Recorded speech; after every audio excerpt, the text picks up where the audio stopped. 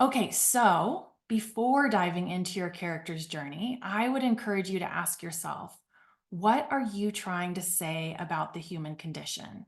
This is something that we probably know on a basic level, but we often overlook it or forget because we hit that euphoria, that honeymoon stage of just getting the words down on the page, getting the scenes in, and we forget to really address this.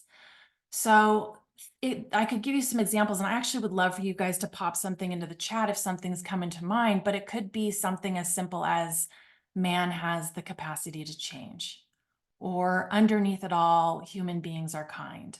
It's something that you know your story will give a message to your readers, something they will take away by the end, but it really is your writing statement about what you're saying about the human condition. So not to put anybody on the spot, but if you feel like popping something into the chat that's coming up for you about your work in progress, I would love to see it. Thank you, Salima. I saw her comment in there.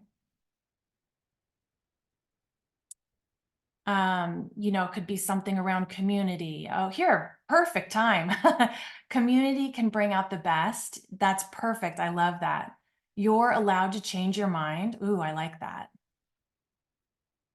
That poses kind of a story question. I like that idea.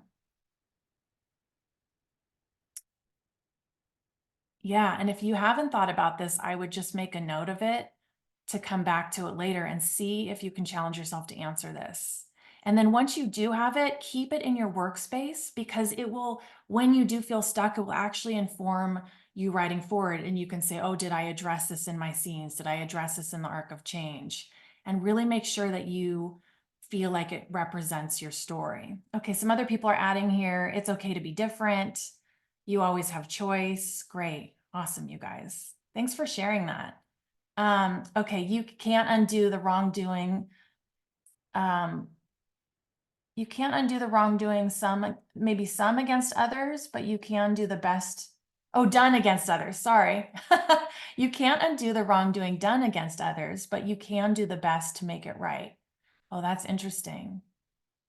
Yeah, again, that kind of poses a story question for me. That's great, you guys. Thank you so much for sharing that. Okay, so I'm going to keep going, but again, if you can make a note of this, and once you land on something you feel good about, keep it in your workspace.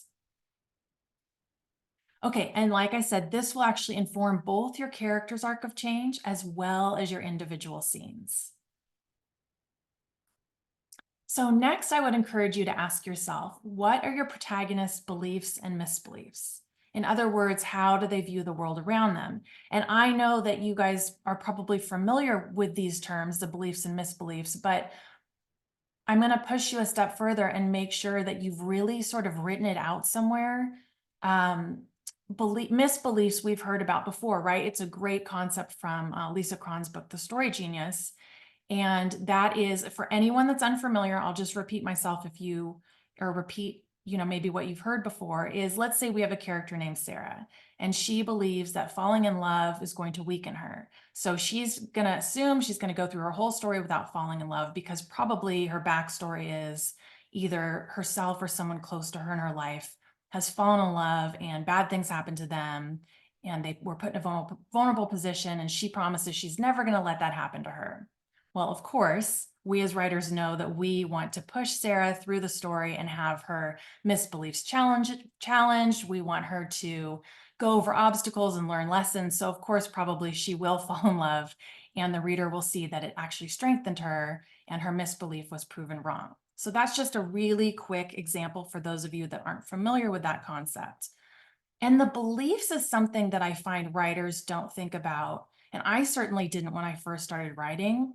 But think of your worldview. How does your protagonist view the world around them in terms of their values, their beliefs? And if you really want to boil it down to simple terms, what's most important to them? So let's say you have a character that really believes in honesty. That's one of their core values, and they kind of live their life believing that they need to be as honest as possible, and so do the people around them. Well, being the writers that we are, we want to sort of throw some obstacles and challenges in that protagonist's way, and we might put them in a position where they have to choose whether or not to tell a lie. Of course, there's going to be decisions, actions, and consequences that come from that lie. And how does it challenge their belief, their values? How do they lean into what's most important to them?